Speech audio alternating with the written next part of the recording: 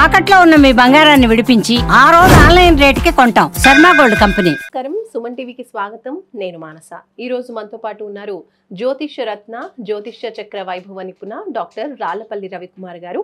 వారితో మాట్లాడదాం. జూలై మాసానికి సంబంధించిన రాశి ఫలాలు ఏ విధంగా ఉన్నాయి అనే విషయాలు తెలుసుకుందాం. గురుగారు నమస్కారం అండి. నమస్కారం. గురుగారు, జూలై మాసానికి సంబంధించి ద్వాదశ రాశుల యొక్క రాశి ఫలితాలు తెలుసుకోబోయే ముందు గ్రహ సంచారం ఏ విధంగా ఉందో తెలుసుకుందాం. తప్పకుండా. శరదిందు సమాకారే పరబ్రహ్మ స్వరూపిణి వాసరాపీఠ నిలయే సరస్వతి నమస్తుతే. సుమన్ టీవీ ప్రేక్షకులకు నమస్కారం. ముందుగా ద్వాదశ రాశుల్లో నవగ్రహాలు జూలై నెలలో ఎక్కడున్నాయో తెలుసుకుందాం. సూర్యుడు 17 జూలై దాకా మిథున రాశిలో ఉంటాడు, తర్వాత కర్కాటక రాశిలోకి వెళ్తాడు. కాబట్టి సూర్యుడు వచ్చేసి మనకి ముఖ్యంగా అంటే నెల గురించి చెప్పుకున్నాం కాబట్టి 16వ తారీఖు దాకా మటు ఖచ్చితంగా మనకి మిథున రాశిలో ఉంటాడు. నెక్స్ట్ వచ్చేసి గురువు కూడా మనకి మిథున రాశిలోకి ప్రవేశించాడు కాబట్టి మిథున రాశిలోనే ఉంటాడు ఈ నెలలాళ్ళు కూడా. అలాగే బుధుడు వచ్చేసి మనకి ఈ నెలలాళ్ళు కూడా కర్కాటక రాశిలో ఉంటాడు. ఇక కుజుడు సింహరాశిలో ఉంటారు, అలాగే కేతు కూడా సింహరాశిలో ఉంటారు, అలాగే రాహు కుంభరాశిలో ఉంటారు, మరియు శని మటుకు మీన రాశిలో ఉంటారు. కాబట్టి ఈ ద్వాదశ రాశుల్లో ఈ నవగ్రహాలు ఈ స్థానాల్లో ఈ మాసం అంతా ఉంటారు. గురుగారు, జూలై మాసానికి సంబంధించి కుంభరాశి యొక్క మాస ఫలితాలు తెలియజేయండి. తప్పకుండా. కుంభరాశి అనగా మనకి ధనిష్ట 3-4 పాదాలు, శతభిషం 1-2-3-4 పాదాలు, పూర్వభద్ర 1-2-3 పాదాలు, ఈ నక్షత్రాల సమూహం అంతా మనకి కుంభరాశిలోకి వస్తుంది. ఈ రాశి వారికి యోగదాయకంగా ఉందని చెప్పుకోవాలి. ముఖ్యంగా 2.5 సంవత్సరాలు వారికి అంటే ఇంకా 2.5 సంవత్సరాలు ఉంది వాళ్ళకి ఏలినాటి శని. 5 సంవత్సరాలు కంప్లీట్ అయింది. సో వెళ్ళిపోతూ ఈ కుంభరాశి వారికి మేలు చేసి వెళ్ళిపోతాడు. అలాగే ముఖ్యంగా గురువు ప్రస్తుతం పంచమ స్థానంలో ఉన్నందుకు గురుబలం పరిపూర్ణంగా ఉంది. ఒకటి మటుకు రాహు మటుకు ప్రస్తుతం కుంభరాశిలో ఉందండి. ఇది గ్రహణ సమయం అన్నమాట. సో మనకి సూర్యుడు ఉంటాడు. గ్రహణ సమయంలో సూర్యుడు లాంటి అంత పెద్దవాడు కూడా కనిపించడు. అవును, ఏంటి ఇలా ఉంది అనుకుంటే అది. సో అలాగే ఈ కుంభరాశి వారికి ప్రస్తుతం అక్కడ రాహు ఉండడం చేత గ్రహణ సమయం నడుస్తుంది కాబట్టి ఎంతో మంచి వాళ్ళు అయి ఉండొచ్చు, ఎంతో హెల్పింగ్ నేచర్ ఉండొచ్చు, ఎంతో బెస్ట్ అయి ఉండొచ్చు. కానీ వీళ్ళు చేసే పనులు ఇప్పుడు ఎవరికి నచ్చవు ఈ అనార్థం కాలం. గ్రహణం అక్కడ ఉంది. సో మనం ఇలా క్లోజ్ అయిపోయి ఉంటాం అన్నమాట.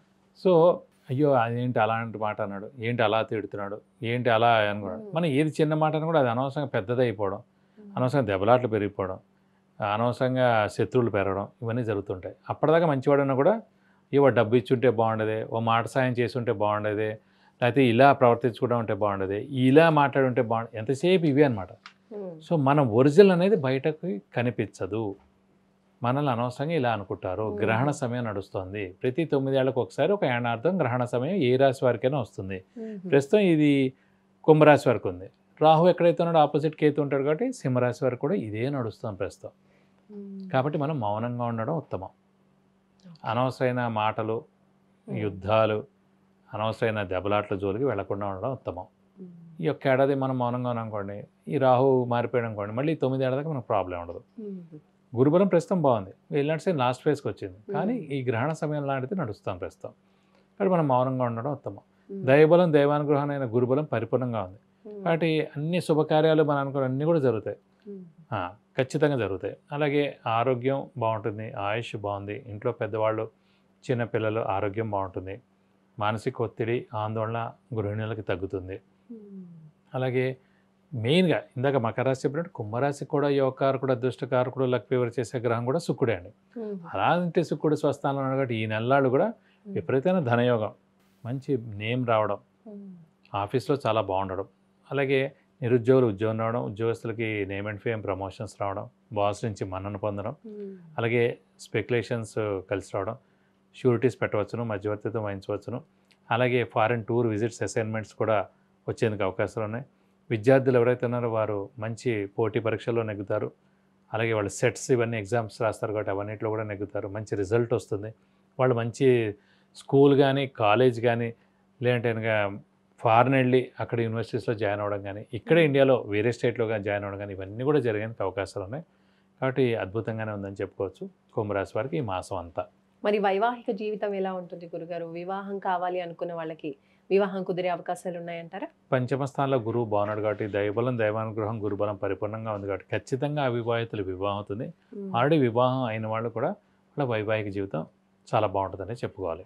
గురుగారు, మరి వీళ్ళ ఆరోగ్య పరిస్థితి ఎలా ఉంటుందంటారు?